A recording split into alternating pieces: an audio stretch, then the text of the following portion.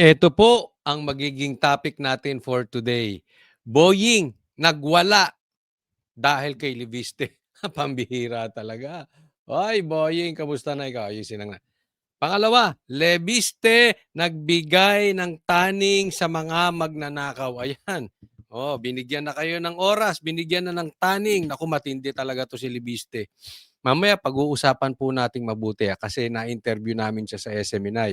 Eh syempre, bago yung interview, may usap-usapan pa. Ha? Merong kayong hindi nadinig. Ikukwento ko dito yung mga binulong sa amin ni Congressman Leviste. And after nun, meron pa ulit usapin. Meron pa kaming tanong, meron pa kaming pinag-usapan na wala din sa video. Oh. So, abangan nyo po yun. Pero kung ikaw ay hindi pa po nakapanood nung amin interview kanina sa SMNI kay Leviste, nako, panoorin nyo po. Nilagay ko po dito sa ating vlog, dito sa channel mismo natin ng Coach Oli News PH at ganoon na rin po sa Coach Oli News PH naman sa Facebook. Okay? So abangan nyo po yan. Ay, panoorin nyo po. Pangatlo, Duterte wala sa listahan. Ang daming manggagalaiti na naman nito. John Vic todo tanggol kay BBM. Kasabwat ba? O yun, tanong ko sa inyo. Kasabwat ba si John Vic? Todo tanggol eh. Panglima, PRRD sinabing nandidiri kay BBM. Nandidiri na si PRRD kay BBM. No, di umano, pag-uusapan po nating lahat yan. Huwag po kayong aalis at sana po pagpasok nyo pa lang, i-like nyo agad itong vlog na ito. Huwag po kakalimutan na Coach Oli News PH at subscribe po sa mga hindi pa po subscriber ni Coach Oli. Sabi ni YouTube, more than half hindi pa po nakasubscribe sa channel ni Coach Oli. So sana mag-subscribe kayo. And ito, konting paalala, meron tayong kailangang banggitin bago tayo magsimula sa vlog. This is very, very important. Marami po kasing kumukuha ng video ni Coach Oli. Wala namang problema sa akin yan. Hindi naman po tayo madamot. Okay lang yan. Lalo't lalo na kung parehas tayo ng advokasya. Galit kayo sa adik, galit kayo sa mga NPA, rebelde, ayaw nyo sa mga magnanakaw sa gobyerno, wala kayong kinakampihan, pag tama, palakpakan, pag mali, banatan. So kung parehas tayong advokasya, okay lang yan. Wala pong problema kung kukuhanin niyo yung video ko. Pero, kasi may nakarating sa akin, chinap-chap yung video, napanood ko. And I don't care gaano kalaki man ang channel mo. Pag chinap-chap mo yung vlog ko, tapos inalis mo sa konteksto, umiba na, ay hindi na maganda yon. Okay? Wala pong ganunan. Kung gusto mo po, gumawa ka sarili mong vlog, pero wag mo akong gamitin. Kasi malalagay naman tayo sa alanganin, malilito yung ating mga manonood, parang naiba. Kasi yung iba chinachap-chap, tapos iba yung pinagdudugtong, iba na ang meaning. So pag umalis ka sa konteksto, iba na ang ibig sabihin. At pag may nakarating pa sa aking balita patungkol sa ganyan, ika-copyright kita. Okay? Sinasabi ko lang, hindi naman po tayo madamot. Kung ano lang sana yung gusto nating iparating, yun ang iparating ninyo. Okay? So sama-sama tayo. Lalo-lalo na doon sa mga galit sa adik at sa magnanakaw at sa NPA. Sige, go tayo dyan, ha? Okay. Hindi na po natin pagtatagalin. Diretso na po tayo agad-agad sa balita dahil kay Coach Oli, bida ang balita. Eto po, simulan po natin doon sa pinakagwapong secretary na nabuhay sa balat ng Pilipinas. Punta po tayo dito kay Boying, yung paborito nyong best friend. Sige, anong masasabi dito ni Secretary Boying Remulla? Yung franchise, hindi mo ninegosyo. Yung batang-bata ka, ninegosyo mo yung franchise? Wala ka ba kahiyan? Nako, patay ka. Binanata ni Boying si Leviste. Batang-bata ka ba? Wala kang kahiyan? Anong klaseng Pilipino yan? Maanghang ang tirada ni Ombudsman Jesus Crispin Remulla kay Batangas 1st District Representative Leandro Leviste. Sa kanyang radio program kaninang umaga, sabi ni Remulla, iniimbestigahan na ang anyay pagbenta at paglipat ni Leviste sa prangkisa na nakuha ng kumpanya nito sa sektor ng solar energy na hindi anya inaprubahan ng Kongreso. Walang consent ang Congress sa transfer ng franchise na yan. Critical yan. National franchise. National franchise Renewable energy, critical to the national life. Tapos ganun lang. Na-flip. Bebenta mo, flip mo lang. Na-flip. Nanay mo pa, senador? Noong 2019, nakakuha sa Kongreso ng 25-year franchise ang solar company na pag-aari ni Leviste, anak ng nakaupo noong si Senador Loren Legarda. Nitong 2025, ibinenta ni Leviste sa isang power firm ang malaking bahagi ng kanyang shares ng kumpanya na nagkakahalaga ng 18.26 billion pesos. Ayon sa Section 18 ng Republic Act No. 11357, ang batas na nagbigay ng prangkisa sa solar company ni Leviste, hindi maaaring ibenta ang kumpanya o ang controlling interest dito nang walang approval ng Kongreso. Ayan, yan. Teka muna, okay? Dali muna natin dito. Lagay muna natin yan. Dito muna tayo sa picture na to. Okay, ako po, hindi ko po pinagtatanggol si Leviste. I'll be honest to you guys. Kanina ko lang siya na-meet. Okay, so wala kaming personal relationship, personal knowledge about kay Leviste. Oo. Pero, na-explain niya bahagya yung kanyang kalagayan dito sa kanyang franchise. Panuorin nyo na lang po kasi mahaba po yun. Yung vlog namin, yung interview namin sa kanya sa SMNI. Pero ito muna ang puntahan natin. Okay? Hindi po, again, ulitin, hindi po natin pinagtatanggol si Leviste. Kaya lang, eto yan.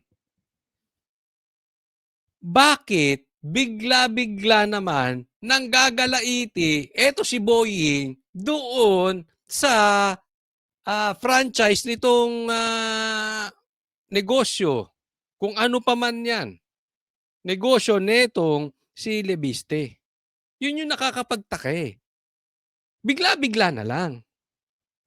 Dahil, obviously, ito ay tungkol sa Cabral Files.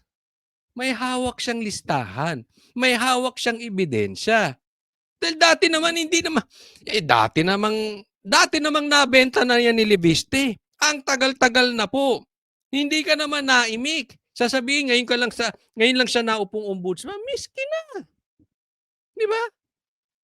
Yung timing Yung timing po, ng pagwawala, kita mo galit na. Huwag kang magwawala, Boying. Lalo kang papangit niyan. Tingnan mo, nagwawala siya patungkol dyan. So, anong kinakalabasan nito? Bilang ombudsman, parang dinesisyonan mo na mali itong si Leviste. Mali yung hawak niyang Cabral Files. Ano nangyayari sa'yo? Nagmimistulang nag-aabugas siya o nag-aabugado. Ito si Boying sa panig nung magpinsan. Si Tamba at si Marcos or kung sino pa man ang nakalagay dun sa listahan. Ito issue na to. Uulitin ko. This is public knowledge. Alam naman po to ng isang involved na o mahilig sa politika, na sumusubaybay sa politika. Hindi mo kailangan maging grade 5 para maunawaan mo kung saan nanggagaling si Boying, ba't galit na galit. Yan ang hindi natin maintindihan na dapat patas ang ombudsman. Dito lumabas Lumabas. Diniscuss po natin ito noong isang araw, pero mas matindi ngayon, galit na siya kay Leviste. So sa madaling salita, as early as now, malalaman natin, tingnan nyo, pupusta ako sa inyo. Hindi magtutugma yung listahan, yung Cabral Files ni Leviste tsaka ni Boying. Kasi ngayon pa lang, parang alam na ni Boying kung ano yung nasa listahan, baka nga alam na niya. At lumalabas, pinagtatanggol niya itong mga nasa listahan. Ganun na yun, hindi siya open. Hindi siya open doon sa hawak ni Cabral. Malaki po ang problema talaga ng Pilipinas. Malaki problema natin sa Rimulya. Hindi lang 'to si Boying kasi pati yung kapatid si Bongbong Marcos naman ay ipagtatanggol na mamaya ay magiging topic natin. Pero dito muna tayo. Anong nangyayari? Hindi ba dapat bilang ombudsman, ika'y natutuwa na yung namatay na tao ay may naiwang ebidensya na magiging solusyon dito sa malaking problema. Aba, yung problema natin sa ghost projects. Akala ko ba yung investigasyon nyo, dadalhin nyo kung saan kayo dadalhin ng ebidensya. Yan na nga, dinadala na kayo sa ebidensya eh. Alam mo kung ano sinabi sa amin ni Libiste kanina? Off-cam? Paiba-iba sila ng sinasabi, including to si Vince Dizon. Kaya nga ako, tinanong ko diretsahan. Malinis ba si Vince Dizon? Ganun as simple as that. Tinanong ko, malinis ba yan? Kasi ang tingin ng tao dyan, bago nilagay sa DPWH yan, malinis yan. Parang nagagalit sila, anong nangyayari kay Vince Dizon? Tinanong ko. At sinagot naman. Sinagot naman ni Libiste, panuurin nyo. Dahil, yung dun sa vlog ko, dun niya sinagot ng kompleto. Pero sagot niya sa akin, naiipit si Libiste. Ay naiipit si Vince Dizon. Ba't tayo niya magsalita? Wala siyang magagawa eh. So sa madaling salita, alam ni Vince Dizon. Pero, pinili niya manahimik. So, ganyan po ang nangyayari sa gobyerno natin. Tuloy po natin. Dito na tayo, di ba? Ay, asan na? Ayon sa Section 18 ng Republic Act No. 11357 ng approval ng Kongreso. Sabi ni Remulla, mas mabigat ang issue sa prangkisa ni Libiste kaysa hawak nitong tinatawag na Cabral Files na listahan umano ng mga pinondohan ng DPWH sa mga congressional district mula 2023. Ayan o, di ba? Kinumpare niya doon sa hawak na Cabral Files nitong si Libiste. Anong klaseng ombudsman to? Kahit naman, sabihin natin, may masamang ginawa si Libiste. Imagine na natin, si Libiste ang pinakamasamang congressman. Hindi ba dapat tinitingnan mo yung files? Kunin mo muna. Tingnan nyo muna. Imbestigahan nyo muna. Hindi kayo bukas. Alam mo, isa sa sagot sa akin ni Libiste nung tinanong ko yun, ang gobyernong ito, huwag kayo maingay, tayo-tayo lang naman nanonood. Sila Vince Dizon, etc., etc. Ayaw nila nung investigasyon sa ghost projects, di umano. Hindi verbatim, pero ganyan ang sinabi. Pag inisip mo, may katotohanan ba yung sinabi ni Libiste? Pag tiningnan nyo yung nangyayari ngayon, parang ganun eh. O, di ba? Pati nga yung kay Bernardo. Nakikita nyo ba yung kay Bernardo? Anong sabi? Iba yung salaysay ni Bernardo ngayon doon sa hawak niya kay Cabral. Diyan sa Cabral Files. Palayo tayo eh. Tapos magagalit kayo pag sasabihin pinoprotektahan nyo masterminds. Hindi ba obvious nang gagalaitin na kayo agad-agad? Wala pa man din. Bigla kayong naglabas ng baho. Wala kaming pakialam sa baho ni Libiste. Wala kaming pakialam kung mabaho yan o mabango yan. Ang pakialam namin, hawak niya yung susi doon sa mga nagnakaw. Diyan sa ghost projects. Wala kaming pakialam diyan sa mga pasabog ninyo. Solusyonan natin tong ghost projects. So wag niyong ibenta sa amin yung baho ni Libiste. Hindi kami concerned dyan.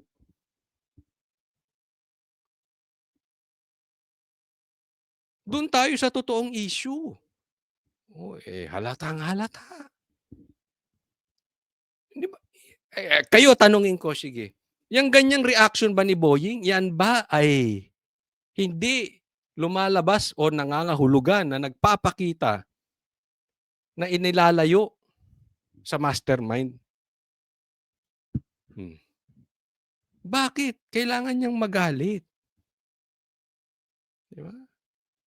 Eh di kung may pagkakasala at may pagkakamali si Libiste, eh di sa kanyo i-demanda. Pero hayaan nyo pumasok lahat ng files. Diba? Hanggang 2025 na nakuha raw ni Leviste sa opisina ni yumaong dating DPWH Undersecretary Cathy Cabral. Ilabas niya, subukan niya ilabas niya. Diba, Pag tingnan may natin dokumento, pag merong pupulutin, backup. no? The document Relax ka lang! Eh di, ilabas niya. Subukan niyang ilabas. Uy, ba't nang nagkalaiti ka? Talagang ilalabas na yan. Mamaya explain ko. Meron siyang sinabi, talagang ilalabas niya. Papatunayan ko mamaya, ha? Oo. So, relax lang. Alam mo yung sinabi niya sa amin, bakit hindi niya pa inaano? Nilalabas lahat? Inaantay kayo. Ano magiging reaction? Maganda nga ito, nakita nyo, di ba? Nakita nyo anong reaction ni Vince Dizon? Pagpalit-palit. Nakita nyo kung anong reaction ni Boying? Pagalit-galit. Di ba? Oh. Kaya nga, ang dali i-predict eh. Pag nilabas yan ni sasabihin mali. Ito yung totoong listahan. Di ba? Ganyan na sasabihin yan. Kitang-kita ngayon pa lang. he got when Cabral was alive is not the same document as when she is dead already. Because there's nobody to authenticate it. This is Yan. Congressman So, Leandro. irrelevant na yun. Si Irrelevant na yun. Oo, no? oo. Irrelevant Si- na yun. Ay, naku, excuse me po. Iba na daw yung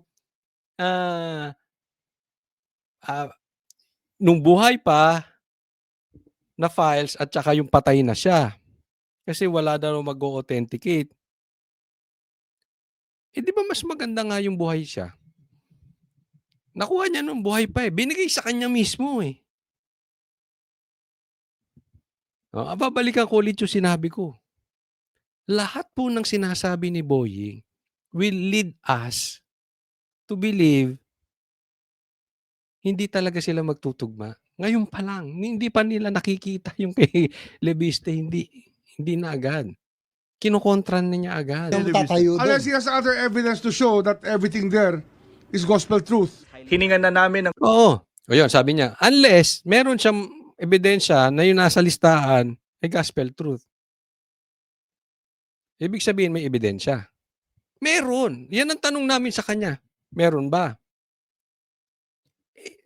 Alam daw nila Vince Dizon yun. Alam daw ng DPWH yun. Meron silang kopya nun. At hindi lang daw DPWH ang may kopya nun. Marami pang magkopya. Kaya nga, ang tanong ko, anong mangyayari sa atin kung magkaiba yung listahan mo, yung files mo, at magkaiba yung listahan ni Boying? Alam mo, sagot niya. Tanungin na lang natin yung tao kung sino mas papaniwalaan nila, si Boying o ako. Patay na. Kayo, ewan ko sa inyo. But ako, hindi ko kakilala itong mama na ito. Ha? Hindi ko rin naman personal kilala si Boying. Pero nakikita naman natin, kung between the two, kung sino mas kapanipaniwala, kayo muna, sige, sagutin nyo. Sa tingin nyo, sino ang mas kapanipaniwala? Si Leviste, si Boying?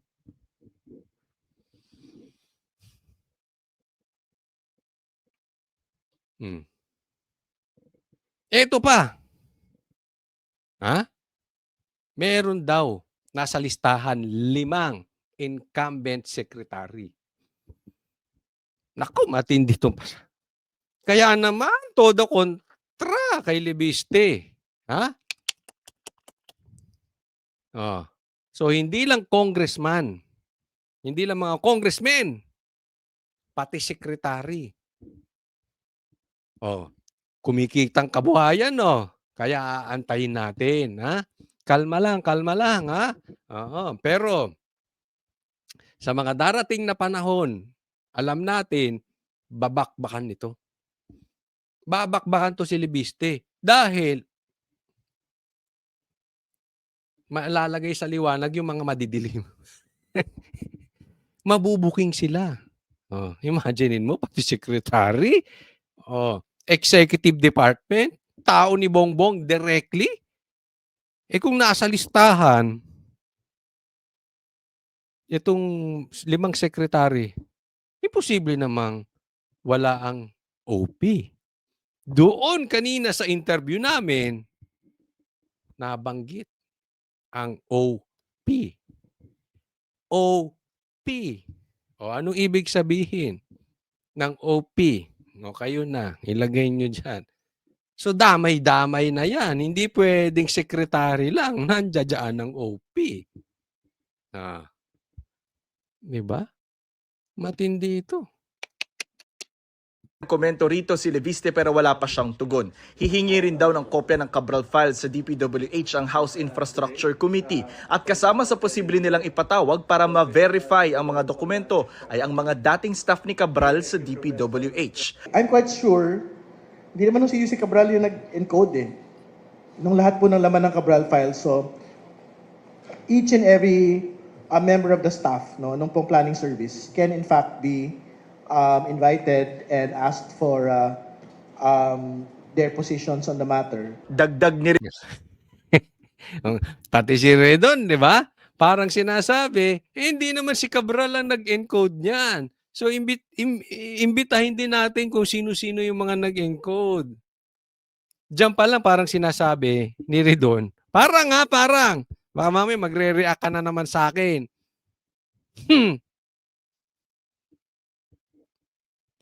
Parang niya sinasabi, hindi naman lahat ng nasa files ni Leviste na nakuha niya kay Cabral ay totoo. Defensive ka, Teng. Ha? Ang aga-aga niyo maging defensive. Wala pang lumalabas na pangalan. Naku, triggered ang mga animal. Ang daming mga buhayang matitrigger lalo. Antay-antayin nyo lang kasi, syempre, kung ikaw ang nagnakaw, hindi ka naman nagnakaw na 10 piso o 10 milyon. Wala namang siguro magnanakaw lang ng 10 milyon dyan. Imposibleng hindi mo alam na nagnakaw ka.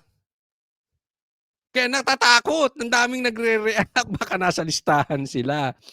Dahil di pa nila nakikita. Kaya nga gusto nilang palabasin yung listahan eh. Para makita na nila once and for all, andun sila. Di ba? Ngayon pa lang, binibiyak na si Leviste. Nung mga siguro, posible nasa listahan. Kakatawa itong mga to. Alam mo, marami doon nag-a-absent dyan, ha? Ito, binanggit din ni Leviste para doon sa mga hindi na, kaya napakaganda, mapanood nyo po yun. Nandito po sa vlog ko, Coach Oli News PH sa YouTube at Coach Oli News PH 2. Nasa 2 na po tayo sa Facebook kasi lintik yung sinashadowban tayo. Nandoon po, panoorin nyo. Tinanong ko to si Redon. Kasi sabi ni Leviste, marami daw nag-absent ng mga congressman. Parang pinahiwatig niya na itong si Tambi, pala absent. Yung iba, lumalabas na lang pag budgetan na. So tinanong ko ngayon, si Redon, pala pasok ba to, pala absent? Sabi niya, masipag yan, masipag. Sabi ni Libis, masipag yan, masipag. Anong masipag? Masipag pumasok? Hindi. Masipag sa presscon. Kaya lumalaki butas ng ilong nito, animal. Anak kaya ito ni Boying? Kasi, Mr. Presscon eh. Di ba, nakakita na ba kayo ng ombudsman mga ganyan? Nakita na kayo ng sino sa balat ng Pilipinas ang pinakamalakas magpa-presscon na SOJ? Tapos ngayon, ombudsman pa. Sino lalo sa ombudsman ang hilig magpa... lalo ito si Redon. Pati yung pagkumpiska ng lisensya, pinakialaman. Anyway, ayan na natin yun. Dito tayo sa Cabral Files. Oo, ang sipag mo daw. Ha? Ah, ano to eh. Hindi ko sinasabing fame horse siya, pero ang punto ko lang, ang sinasabi dito, parang makikita mo talaga sino yung mga epalitiko. Doon, agad-agad nang babalik ang investigasyon ng komite sa anomalya sa flood control projects sakaling buwagin na ng tuluyan ng Independent Commission for Infrastructure. Para sa GMA Integrated Bakit ba galit na galit kayo sa mga nag-iimbista sa flood control? Ito, pakinggan po natin, napakaganda na itong parte ng interview namin kay Libiste. Oh, ito. Ito napakaganda nitong sinabi na ito. Isa po ako sa nagtanong nito at ito ay parte ng interview namin kanina. Haba ng interview namin sa kanya, 2 oras kalahati. Pero ito, magandang mapakinggan nyo. Napaka-importante nito. 4 na distrito sa bansa ay 0 ang allocable budget. 2 sa Davao City, 1 sa Davao del Norte, at 1 Sino ba yung mga nandun? Kasi Ayun, 2 sa Davao City, isa pang Davao yun o basta. Oh, at saka sa Zamboanga. Congressman puro Davao Pulong, Ungab, Bebot Alvarez, at Kimer Olaso. Nako! Yung sa sinabi mo niyan, lalo manggagalaiti si Boying, lalo manggagalaiti yung mga Pinklawan, at higit sa lahat, lalo manggagalaiti yung mga BBM. Kasi gusto nila lahat ng bagay, kasalanan ng Duterte. Sila pala yung walang allocable budget. 4 lang. Kaya sabi nga niya, pati nanay niya meron. Pero ito, 4 lang. Bigyan niya, pambira. Hindi nyo naman binigyan. Ako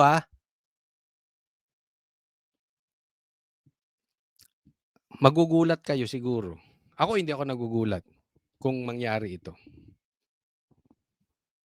Pero, malamang doon sa Cabral Files, walang korupsyon naganap sa Duterte. Karamihan nangyari on the 19th Congress. Meron man nung panahon ni PRRD, pero talagang nag 5 times, nag 10 times ngayong 19th Congress. At wala sa listahan di umano ang Duterte. Kaya pipigilan talaga nila yung Cabral Files na yan. Kasi maraming mapapasama, tapos lalabas pa ang katotohanan patungkol sa Duterte. Hindi sila talaga nakakatanggap ng pera. Ayan nga 0 allocable budget. Pulong, anak. 'Di ba? Tapos Ungab, Alvarez, yung mga yan. Alam naman nating Duterte ang mga yan. So, ganyan ang kalabasan dyan. Pag Duterte ka, ala ka. Tapos ang pagbibintangan nila sa confidential funds, Duterte. Kinukuripot na nga nila ang Duterte. Ultimo yung mga kaalyado ng Duterte, kinukuripot na.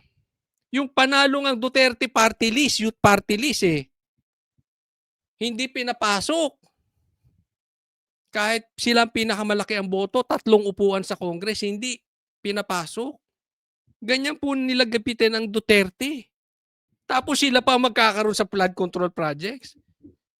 Tapos yung pinagmamalaki nila na confidential funds ni BP Sara, na kung i-compare mo sa confidential funds ni Bongbong Marcos, barya.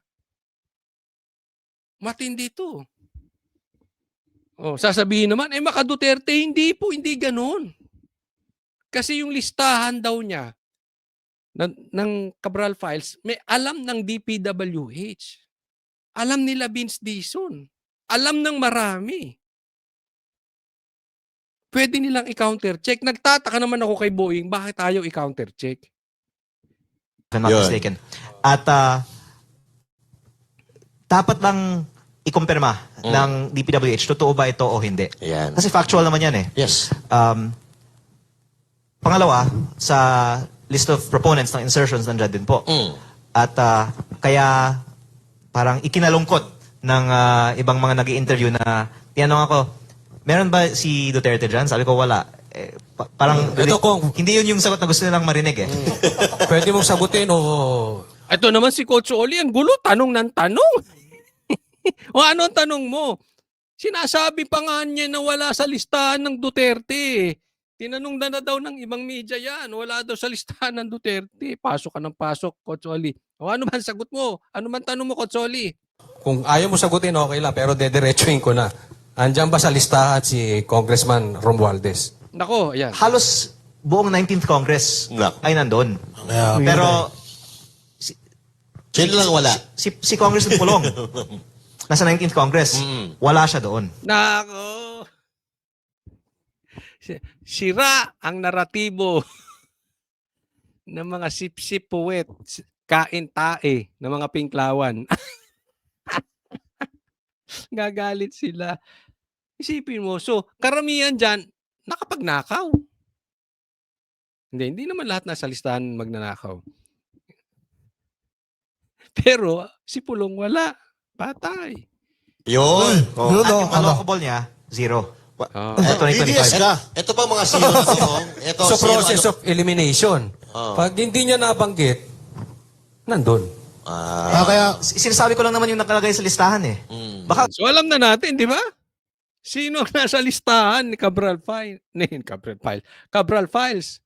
Ako, alam na natin sino yung mga salarin. Posibleng salarin. Dyan sa flood control projects.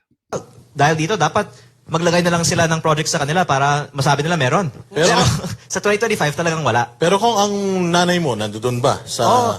Halos lahat na-report naman na ng bilyonaryo. Ayan. Pati nanay niya nandun. Actually, ganito yan. Kahit naman nasa listahan ka, hindi ko alam bakit nang gagalaiti.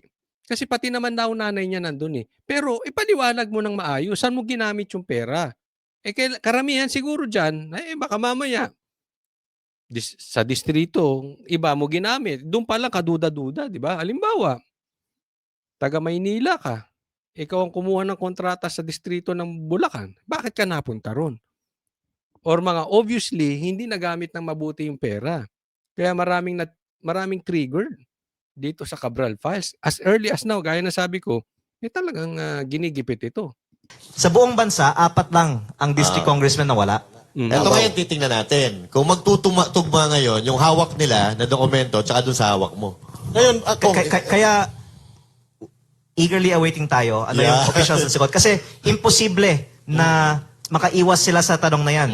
Yes or no lang eh, factual. Yes. At hindi lang ako may kopya nito. Pati PCIJ na hindi naman DDS ang PCIJ. Diba? Ayan. So ito, maraming may kopya. Kaya nga, paano nila gigibain itong kay Libiste? So sabi pati PCIJ, hindi naman Duterte yon. Ano ba sinabi ng PCIJ? Sino ang pork barrel kings? Sige nga. Sino sinabi nilang pork barrel kings? Number 1, anak ng presidente, Sandro Marcos. Number 2, pinsan ng presidente, dating speaker Romualdez. Diyan pa lang. Akikita na natin. Inilabas ng PCIJ ito. Yes. Alam na to ng DPWH. So tutugma. Ibig niya sabihin, tutugma yung yung Cabral Files niya at saka sa PCIJ. Mag-iiba lang doon sa posible sa ombudsman kasi gagalit na eh. As early as now, nagagalit na. Ano pa nga yan? Galing nga sa kanila eh. At hindi lang ako yung So nagsabi. bakit di pa nila PCIJ. ilabas? I-verify. Yeah, mapakaganda ng tanong mo. Nagkakaalaman na pa eh. Para kang USB. Kaibigan natin yan si Cathy. Hindi pa nilalabas ni Cathy USB. Hindi kaibigan. Ba't di pa ilabas? Good question. Bakit nga ba hindi nyo pa ilabas yan? Actually, yung authenticate pa. sincerely, naawa ko kay Secretary Vince Dizon. Yun. Kaya yun ilabas. Dahil kay Vince Dizon. Naiipit. Kasi Huwag ka maawa dun, sir. naiipit siya. Ay, Boss Dada, salbahay ka. Tumandaan na nga si Vince Dizon bigla-bigla na napasok sa DPWH. Nangayayat pa na tinubuan na ng uban. Hindi pa maawa talaga 'to si Boss Dad. Huwag ka tumawa, oh. Bakit siya nagpapaipit? Hindi naman siya pwede magsinungaling. Kaya kung napansin nyo, mula nung namatay si Yumaong Yusek Cabral, hindi na siya nagpa-press con. Yes. Tsaka napapansin ko kung parang baka yung usapan, pagka papunta na doon, idinadivert niya eh. Medyo, parang makaiwas lang ba? Pero So again, kung... maawa naman tayo sa kanya. Ayan, pwede Napasimangot ako dyan, no? Maawa. Maawa kasi, alam niya eh. Alam niya si Ana. May access siya doon. Nasa DPWH secretary siya ngayon, di ba? Nilagay siya roon. Hindi naman siya pwede magsinungaling sa taong bayan. Nagigets nyo? Maayos naman din ito. As far as I know, yung dati. Natanggal, wait lang. Maayos to si Cabral. Si Vince Dizon. Kaya lang, naipit siya ron. So, hindi naman siya pwede magsalita. Hindi rin siya pwede magsinungaling. Kaya nga, ito sasabihin ni Coach Oli. pwede. Buti na lang ito si So, maawa Kumaway pa tayo eh. sa kanya na manahimik na lang siya. Parang wala siyang alam. Ganun ba? Sila. Alam ko bakit tinanong ko yon? To emphasize. Yan. Style ko yan. Tatanong ko para maliwanag. Maawa tayo sa kanya. Tumahimik na lang siya. Kayo ba? Anong sa tingin ninyo? Kayo naman tatanungin ko. Maawa tayo sa kanya? Tumanahimik na lang si Dizon? Since hindi naman siya pwedeng magsinungaling, hindi niya naman pwedeng ilaglag itong mga nasa files? O dahil ikaw ay empleyado ng Pilipino, dapat isipin mo yung taong bayan. Sabihin mo kung ano yung talagang nasa listahan. Huwag kang matakot dyan sa mga amo mo kung nanglaglagay sa'yo. Dyan sa mga kaibigan mo sa gobyerno. Kayo, dapat bang magsalita si Vince Dizon? Nasabi natin eh. Ganda ng ngiti ko. Ang ganda. Nadiin natin Ganun eh. ba? Sinasabi natin eh. Okay. Kaya naman, puntahan natin tong next.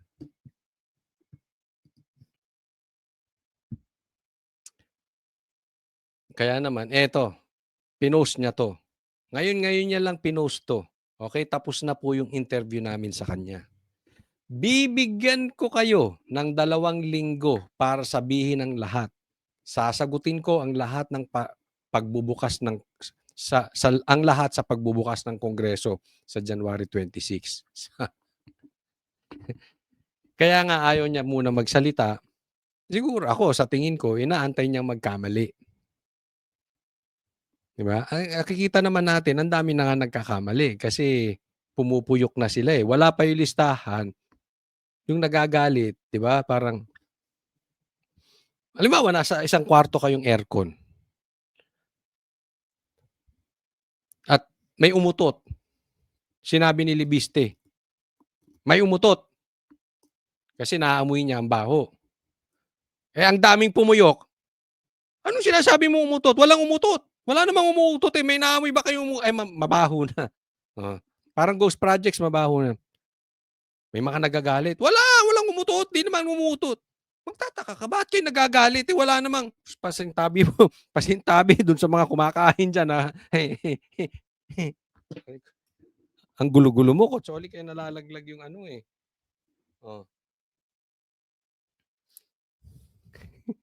Wala. Bakit ba itong mga ito nagagalit kung may sinabi si Libisting may umutot? Ba't kayo nagagalit kung may sinabi niya may umutot kung hindi ka naman umutot? Kaya lang, baka ikaw yung umutot o baka mamaya hindi ka lang umutot. Baka may tae ka na sa puwet. Di ba ganon? Ano ibig sabihin sa tae sa puwet? Hindi lang utot. Baka talagang sabog ang tae mo. Ibig sabihin, ganon na po kabaho. Nangangaalingasaw na. Umaalingasaw na. Kaya, nagagalit kay Libiste. Ang dami nagkakamali ngayon, no? Ngayon sabi niya, hindi mo na siya magsasalita. Eto, nagbigay na ng taning.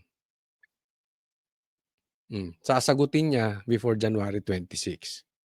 And hopefully, Ito nga ang challenge ko sa kanya kanina kung narinig ninyo. Sana hindi ka parang si Saldico. Bigla siyang nawala. Ang pagkakaiba lang ni Libiste kay Saldico, si Saldico madumi. May nagnakaw din. Si Libiste, wala. Alam naman natin, itong pamilya nila, bilyonaryo na to eh. Hindi nga daw siya tumanggap ng bonus, yung MOOE, wala din siya. Sa madaling salita, yung on the side na pabigay-bigay galing kay speaker, di umano, na kung tawagin mo mang pork barrel yan, pork barrel o soft pork ang tawag nila dyan, wala siyang tinanggap. Mahirap takutin yung ganyan. Bakit? Malinis eh. Siguro itong tungkol lang dito sa solar light na something, pero hindi di ba? Pansin nyo, bilyar tumahimik because of prime water. Lumipat sa kabila. Ito, hindi mo madaling matakot. Di ba? Talagang mayaman eh. Walang korupsyon. Hindi kasali sa listahan. Paano nila kokontrolin? So, gawan nyo na lang ng paraan, umamin na kayo. Ito lang masasabi ko. Kung talaga namang may nakuha ka at nasa listahan ka ng Cabral files, hindi ipaliwanag mo na lang kung talagang malinis ang iyong budhi at wala kang nagawa. Eh ba't hindi mo na lang ipaliwanag sa mo nagamit yung pera? Kasi, the more you attack Libiste, nagmumukha kayong guilty. Oo. Kasi ba't nyo inaatake? Naglalabas lang naman siya ng nakuha niya doon sa Cabral files. Ang lumalabas niyan, pag naglalabas ng katotohanan, nagagalit kayo. Hindi naman porket nasa listahan, masama na agad. Diba? Kung maipaliwanag nyo ng maayos, huwag kayong guilty. Diba? So, ako aantayin ko itong January 26. Yan ang challenge ko. Huwag ka sana magkaya doon sa iba na pag napunta na sa national figure, nagbago na. Yung pumasok ng prinsipyo, lumabas na trapo. Huwag kang magaya kay Saldico, nagsalita para lang iligtas yung sarili, hindi na natin alam kung ano na ang deal nila sa government ngayon. Baka mamaya magkaroon ng deal ito si Boying, o si Marcos, o si Sandro, o si Romualdez patungkol kay Libiste, manahimik na naman ng laho parang bula. Sabi ko, dare ko sa kanya, sana ito'y tapusin mo hanggang dulo. Diba? Oo. So, ulitin ko, hindi ibig sabihin nasa listahan kayo, masama kayo. Kaya huwag muna kayong magalit. Paliwanag nyo na lang. Kayo ba? Mas naniniwala kayo sa listahan nito si Libiste? Na Cabral files? O yung hawak ng ombudsman? Kung sakaling hindi magkaparehas. Ayan, next topic po tayo. From Boying galit na galit, puntahan naman natin yung kapatid. Talagang todo defense sila, di ba? Si Boying, di umano. Pinagtatanggol. Yung nasa listahan. Ito naman, todo tanggol naman kay Bongbong Marcos. Pakinggan natin. Si DILG Secretary John Vic Remulla na pawang kabulaanan lang ang ibinabatong aligasyon na si Pangulong Bongbong Marcos ang utak ng flood control scandal. Sa programang Politico Talks ng Billionaire News Channel, sinabi ni Remulla na ang SONA ni PBBM ang nagtulak sa administrasyon sa tamang direksyon. I can say that is totally false. Ayun masasabi ko with no doubt in my mind and my heart and all what I've seen, it is not true at all. Nahiya naman kayo. Unang pagkakataon to na ang presidente ay humarap sa tao at sinabing mahiya naman kayo. So ang sinasabi dito ni John Vic Remulla, to si Secretary John Vic Remulla, na hindi totoo yung sinabi ni Chavit Singson dahil si Bongbong Marcos pa nga ang nagsabi mahiya naman kayo. So sa madaling salita, nasa isang GC sila ni Claire. Bakit nasa isang GC? Parehas sila eh. Ha? Hindi guilty ang presidente dahil siya nga ang nagbukas nitong flood control projects. Siya ang nagsabi, mahiya naman kayo. Siya ang nagsabing paiimbestigahan yung flood control projects. Kaya hindi totoo na involved siya doon sa Nakawan, dyan sa flood control projects, dyan sa Nakawan, dyan sa ghost projects. Pareha sila ng litanya ni hindi ko alam kung ito si John Vic kasi may sinasabi na merong 5 na nasa Cabral files, nasa listahan, na kinabang din. Hindi ko alam kung kasama dyan si Claire, antayin na lang natin, and kasama rin si John Vic o kasama si Boying. Antayin natin. Pero to continue, iisa, di ba? Iisa ang kanilang litanya. Teka muna, hindi ganun. Dahil kung sasabihin yung hindi involved ang presidente dyan sa Nakawan dahil siya lang ang naglabas, napakababaw naman nun. Napakababaw na, yan lang ang pagtatanggol. Yan lang ang punto ng isang abogado na si Claire. Naginaya naman, o di ko alam, baka siya nagsimula, siya ang ginaya ni Claire. Naginaya naman, di umano, o ni John Vic. Diba? Pero ang babaw. Kasi yan yung gina-explain ko eh. Hindi porket ikaw nagsabi kasi tandaan nyo po, ipinagmalaki ni Bongbong Marcos yung flood control projects. Sabi niya, 5,100 flood control projects. Pagkatapos, bumaha. Again, uulitin ko doon sa mga hindi pa nakapanood sa akin. Sinabi ko yan, hindi ko makakalimutan yan dahil pagkatapos ipagmalaki ni BBM, yung flood control projects, kinabukasan binaha, we were at Davao that time. It was before the siege. Kaya alam na alam ko hindi ko makakalimutan yan. Nung bumaha, tapos patuloy ang baha for 1 year in the Philippines or so, ang palusot ni Bongbong, andyan ang flood control projects. Pinagtanggol niya, andyan. Ano, di ba naalala niyo yun? Na-overwhelm lang. So pinagtanggol niya. Tapos nung hindi na niya talaga mapagtanggol kasi kaliwat kanan na ang baha, nangangamoy na yung baho ng tae nila, nangangamoy na yung baho ng kanilang kagaguhan, saka lang siya nagsalita. So hindi mo pwedeng i-defend ang presidente dahil siya ang nagpaano. Hindi. Trinay niyang itinago ito dahil ipinagmalaki niya. Nung umamoy na, hindi niya na kayang ipagtanggol, dumistansya na siya. Inunahan niya na ng banat. Kaya hindi okay lang to si John Vic, hindi naman abogado to, pero to si Auntie Claire, abogado. Pambihira. Ganyan niya lang sasabihin na walang ginawa ang presidente.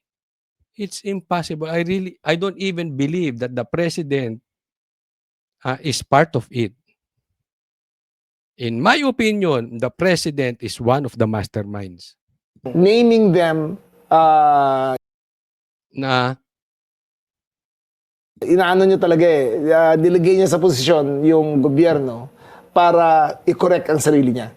And it's never happened that way before. Ito ang sagot ni Remulla sa mga paratang ni former Ilocos Sur Governor Chavit Singson, partikular na sa umano'y kaugnayan ni PBBM. alam mo, sinasabi nila na hindi nangyari, hindi ginawa ng ibang presidente yan. Yung isinawalat yung tungkol sa ghost projects. Wala naman. Or kung meron man, sabi nga ni Libiste, hindi ganun katindi. Yung ngayon matindi, 5 times, 10 times. Makikita nyo naman sa budgetan eh. Diba? Nangyari noon, pinakamalaking budget, mas malaki pa sa Department of Education, yung DPWH.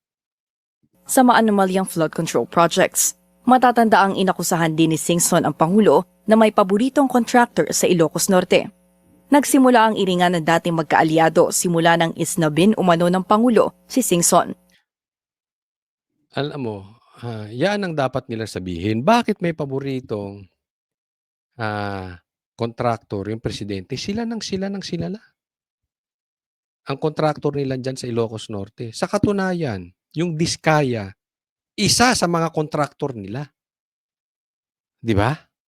Ano sinabi ni Libiste? Sa pangatlo po yan, Saldico, Tapos sino yung isang Garjola, Garjola, tapos itong Diskaya. 'Di ba? Ba't hindi yun nasabihin niyo, hindi namin paborito yung contractor na yan. Hindi wala talagang dumaan yan sa proseso. Do'n niyo ipaliwanag. Punta po tayo sa detalye, 'wag yang ganyan. Yung paliwanag niyo siya lang ang naglabas.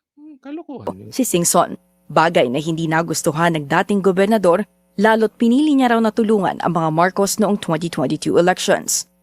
Dagdag ni Remulla, ilabas daw dapat ni Singson ang pruweba sa kanya mga aligasyon dahil sa ngayon, lumalabas umano na puro salita lamang ang dating gobernador. Naghahanap siya ng ebidensya. Hindi ba nilabas niya? Hindi ka ba nakikinig nung interview? Nilabas niya, eto ang mga contractors niya, may numero. Hindi ba, nagkakamali ba ako ng pagkakaalala? Kasi nangingi siya ebidensya eh. Doon naman sa presko ni Chabit, may detalye. Ito yung mga pangalan ng contractor niya. Ito yung mga amount. Ano mang gusto mong klaseng ebidensya pa? Samantala, hindi rin itinanggi ni Remulla na may pondo pa para sa flood control project sa 2026 General Appropriations Act. Pero, konting-konti lang daw ito. Nakalaan ng maliit na porsyento ng budget na ito para sa flood-prone area sa bansa. Una na rin sinabi ng DPWH na ang mahigit 2 bilyong pisong budget allocation sa flood control ay para sa repairs and maintenance ng mga naunang mga proyekto noong mga nakaraang taon. Bagaman hindi na Pero na ba talagang, ako kasi ako dito sa hindi ko maalala eh. May nangyari na ba na ang secretary ay magkapatid?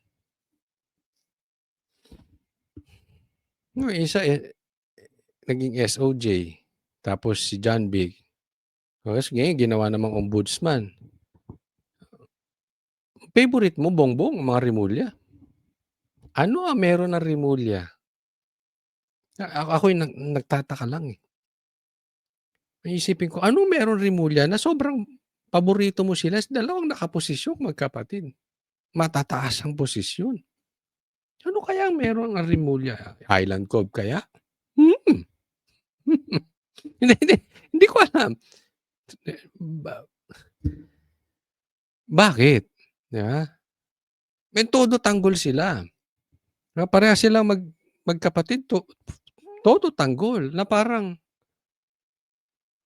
napakalinis ng presidente, walang gagawing masama. At lahat ng kumontra sa Duterte napakadumi. Ganun po ang lumalabas. natupad ang December promise ng administrasyon para magpakulong ng mga malalaking isda. Sigurado raw si Remulla na uusad ang mga inihahandang kaso ng ombudsman. Yeah. Sigurado daw si John Big na uusad ang mga kaso sa ombudsman. Yung pangako nga ni maraming walang Merry Christmas. Maraming malaking tao makukulong. Wala naman, si Diskaya lang. Malaking tao ba yun? Kasi kahit kontraktor yan at nangurap yan, makakakurap ba yung kontraktor na yan nang walang basbas ng nasa ibabaw ng isang congressman or kung sino man? Meron yun. Pareha silang nagnakaw. Most probably, mas malaki pa ang nakaw kung congressman man yun. Imposible naman. Yeah? So, hindi yan ang hinahanap ng taong bayan. Meron talagang makulong na malaki. One of the masterminds, Bongbong. Ewan ko kung kaya mong di ipakulong ang sarili mo, di umano. Pero, sa madaling salita, ampaw ang mga pangako nito si Bongbong Marcos.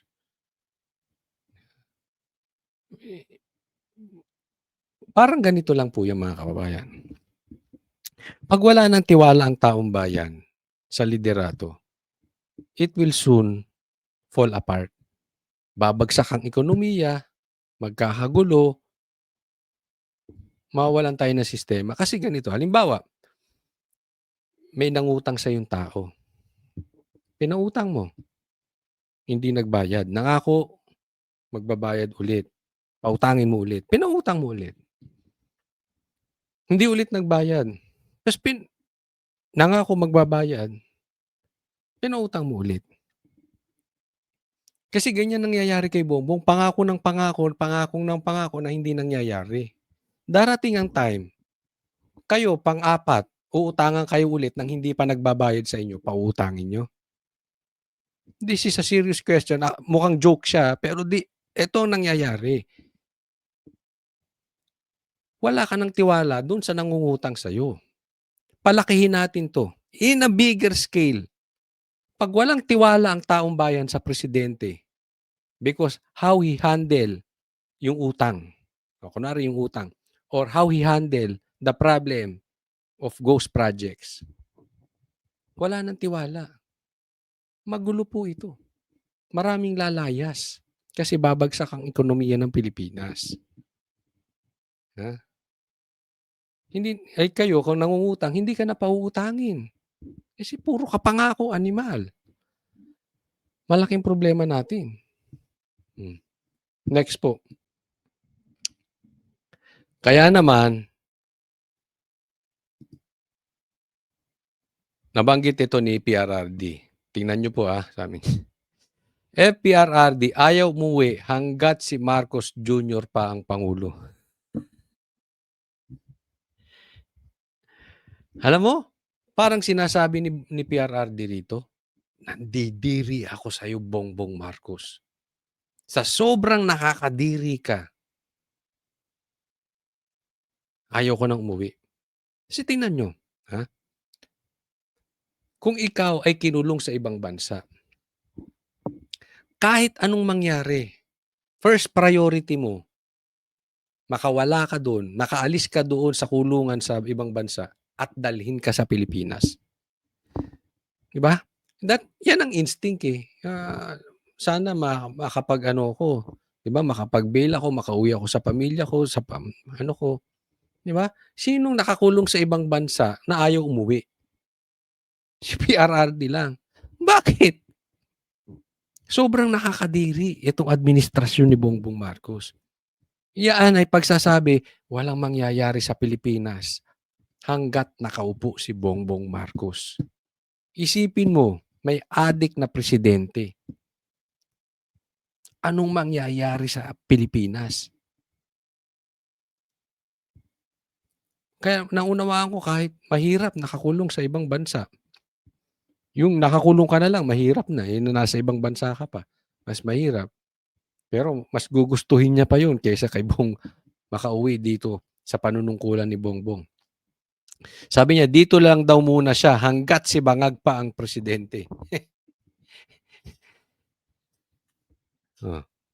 Ngayon, tanong, sinungaling ba si PRRD na bangag si Bongbong Marcos? Ayun po, napakaliwanag. Diba? Antimano, hindi namin sinuportahan si Sara nung tumakbo silang tandem nitong si Bongbong at saka si Sara. Alam nyo kung bakit? Alam na namin, sinabi na ni PRRD, bangag yan.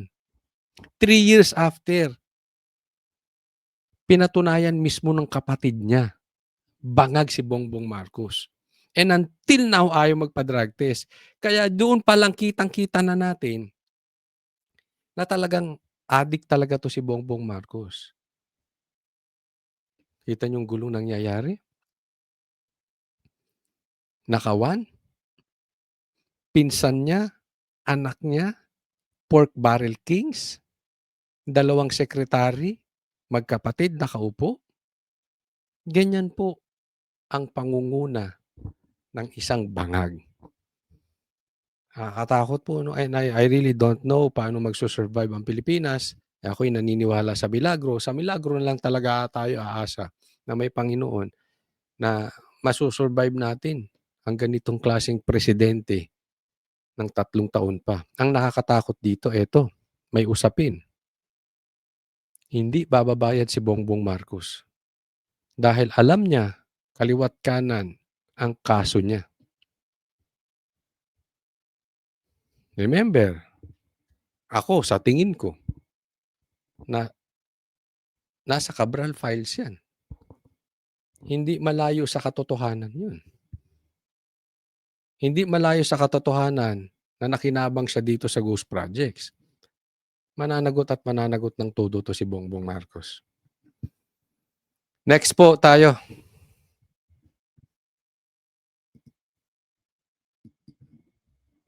Ito, taas ang kamay ng mga taga-UAE. Sabi, Philippines, President Marcos Jr. courts investors with business pitch ahead of UAE trip. So sa madaling salita, naghahanap ng mga investor sa UAE. Ito si Bongbong. Adik ka ba? Yung mga taga-UAE mag-i-invest sa atin. Alam mo bang ang ganda dyan sa UAE? Talagang maraming mga investor nagpupunta sa UAE. Bakit? Mapayapa. Bakit? Walang tax.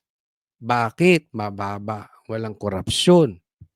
Sa Pilipinas, ang taas ng tax, pati kuryente natin. Kaya nga sabi ko, maganda itong panukala ni Chis Escudero na alisan ng VAT ang kuryente nang bumaba naman. Isa tayo sa pinakamataas na tax. Isa tayo sa pinakamataas na kuryente. Oh. Paano ka mag-iinganyo ng mga negosyante rito? Isa tayo sa mga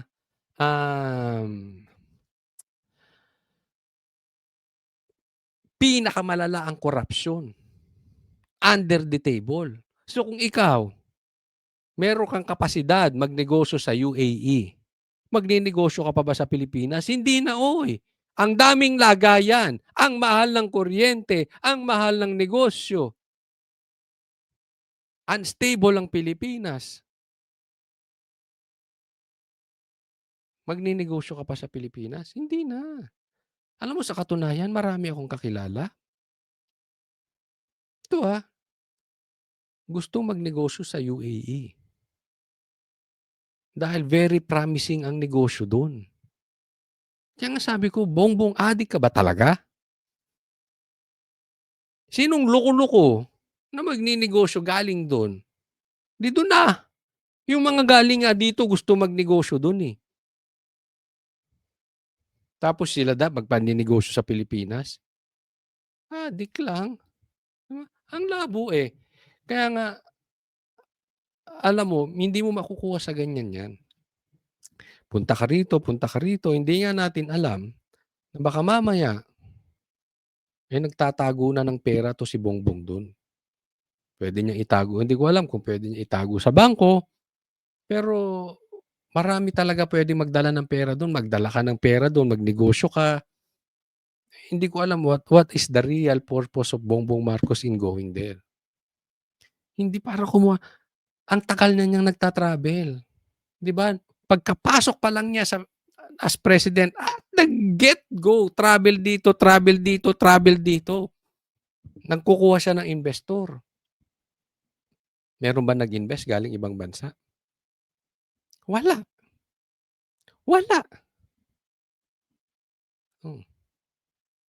Kaya sabi nung iba, baka parang pumunta ron, nagtangay lang ng pera. Possibility yan sa UAE. Madali ang money laundering dyan. Maganda ang negosyo. Hindi ko sinasabi for a fact na talagang nagtago si Bongbong ng pera dyan. But it's a possible reason kung bakit siya punta ng punta. Bakit siya punta labas ng bansa at bakit siya nagpunta ng UAE. Pustahan tayo, wala namang makukuha ang investor yan. No? Sabi ko, loko-loko ka ba? Kung may capacity ka mag-invest sa UAE, bakit pa sa Pinas? I'm talking about reality lang. Next po tayo.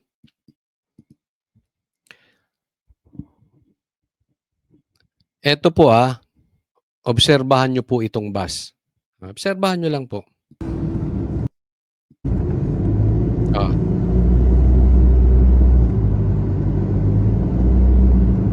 Anong napapansin nyo sa bus? Sige nga, tingnan nyo napapansin nyo sa bus.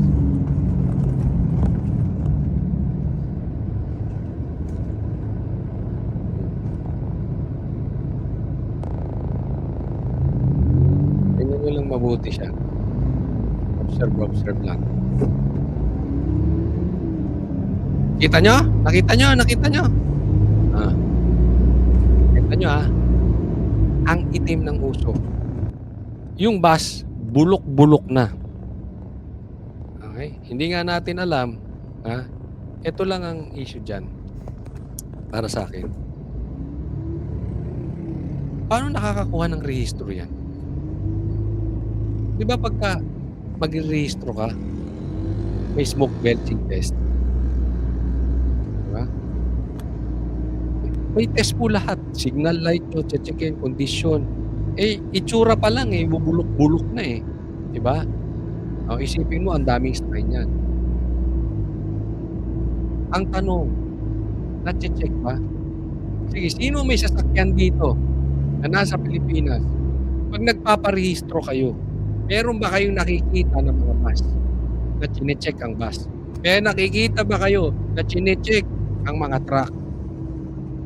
Bakit puro kotse lang ang chinecheck? Bakit puro motor lang? Bakit walang truck, walang pinupuntahan sila sa kanilang lugar? May special treatment?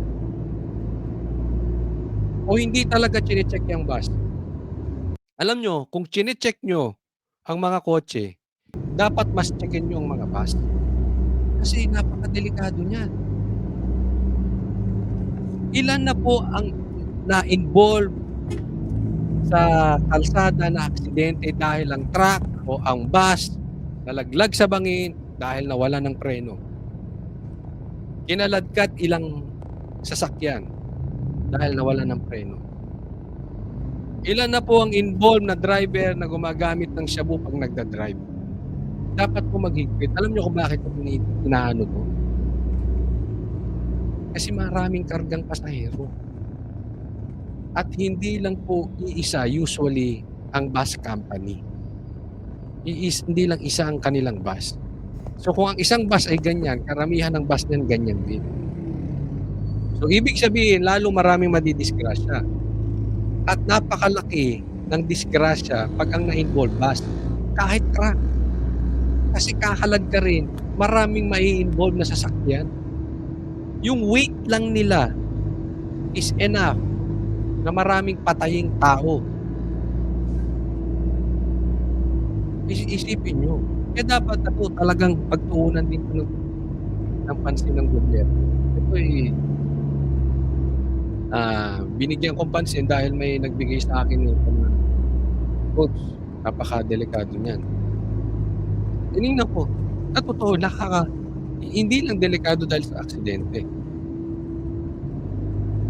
Kahit sa gabi yan Diba? Mausukan ka ng ganyan, maglalabo ang paningin mo. At sa kalusugan, masama yan. Sana patas lang naman tayo. Ha? Kaya dapat checkin nyo to. Ayusin lang po natin. Ito, kung di ako nagkakamali, itong bus na ito parang parang ito yung SM Yulo na ginagawa. Yan sa pagkalagpas ng Calax. Paakyat ko ng Tagaytay. Okay? So, maganda pa naman ang hangin dyan sa Tagaytay. Huwag mo nang sana walang ganyan. But anyway, ayusin nyo po yan Kung sino man ang involved dyan, hindi ko po kayo titigilan. Ako po ay magbabantay. So sana itong bus company na to ayusin nyo yan. Okay, hanggang dyan lang po ang ating vlog ngayon. Sana po doon sa mga hindi pa po natin subscriber, sana po ay mag-subscribe po kayo and mapanood nyo, masubaybayan nyo ang aking mga vlog simula't simula hanggang sa huli. Pero napaka-importante ng inyong like. Importante po yun. Maraming salamat po. God bless everyone.